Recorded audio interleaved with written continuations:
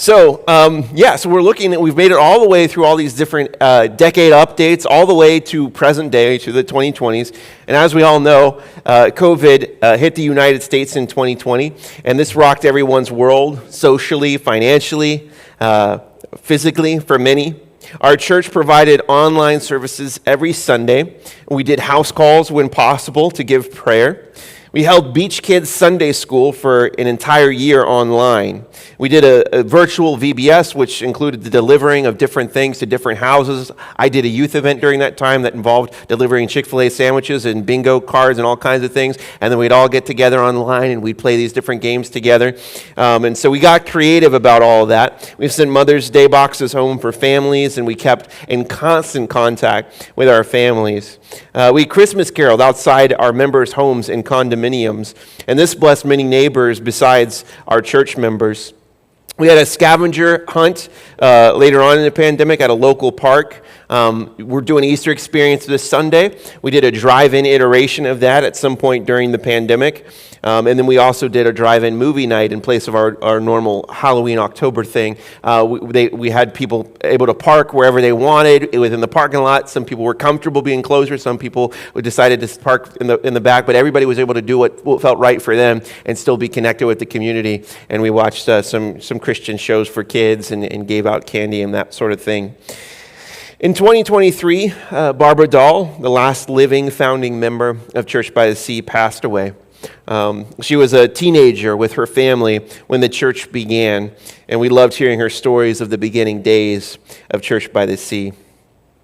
As we celebrate our 80th anniversary and all the years of Church by the Sea, we continue to celebrate traditions that we've celebrated for forever.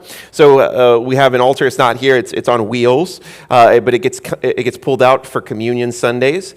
Father Ralph, our founding pastor, built that communion altar. This font, which we use for dedication of babies, has dedicated thousands of babies here at the church. And so that was also built by Reverend Ralph.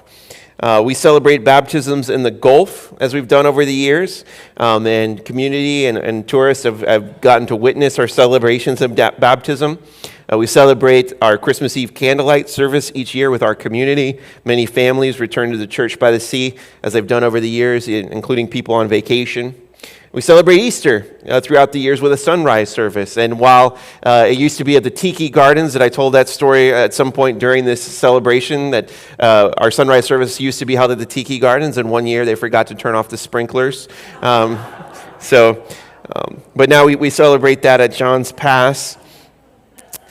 We value our children, as we've done throughout all these 80 years, and our youth and our young adults, trying to reach them through our programs.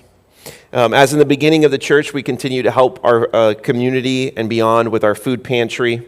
Our thrift store ministry is just incredible. Just go by the thrift store. Just be there, okay? And you'll be blessed just by being there. But they also assist us in distributing food in times we're not in the office, or we're not open to the public in the office area, as well as helping facilitate our clothing vouchers. We give out clothing vouchers that allow people to get clothes for free that need it. And then we have dinners for our community.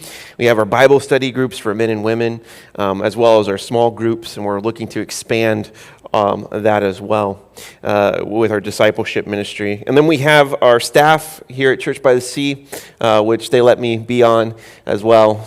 But they're great people. So it's been incredible to get some of this history and to think about the fact that we get to be a part of this story. And that Lord willing, and we've already seen people have come to know the Lord. So this has an eternal impact. We're investing in a kingdom that will last forever.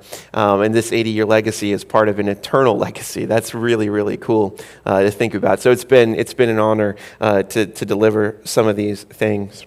Now, normally, I'm not preaching on the Sunday I give the 80th thing. So I don't have a good segue, okay?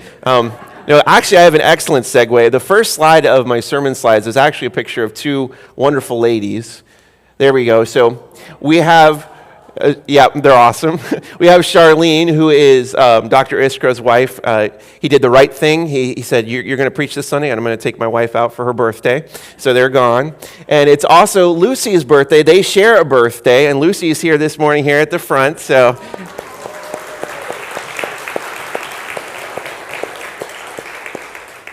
I've been told to say she is 79. But if you reverse those numbers, okay, but she's 79 for all intents and purposes.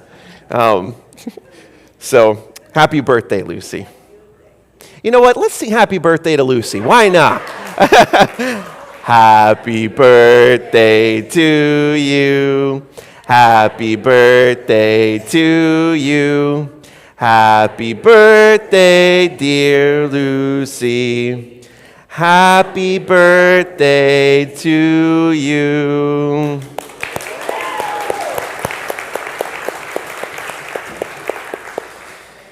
I am blessed by Lucy, her hugs and her kisses and everything else. And she, just so you know, she either folded or stuffed one of your bulletins. She and her daughter come in every week to help us with our bulletins. So it's just, they're such a blessing.